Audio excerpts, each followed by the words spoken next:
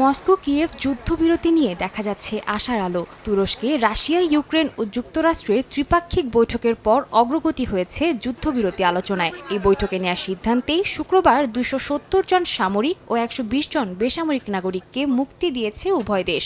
বন্দি বিনিময়ের এই চুক্তি অনুযায়ী ১,০০০ বন্দীকে মুক্তি দেওয়ার পরিকল্পনা রয়েছে দেশ দুটির।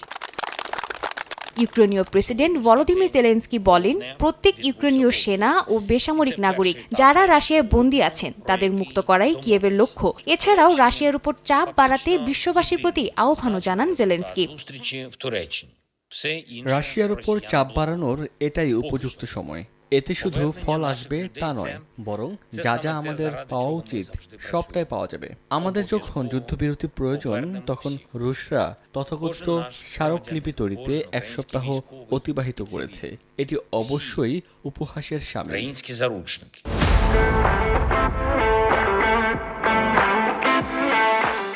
বন্দীদের স্বাগত জানাতে বন্দর এলাকাগুলোতে ভিড় করেন স্বজনরা। হাতে প্রিয়জনের ছবি আর চোখে প্রতীক্ষার জল। দীর্ঘ সময় পর স্বজনদের কাছে পেয়ে আবেগ আপ্লুত হয়ে পড়েন অনেকেই।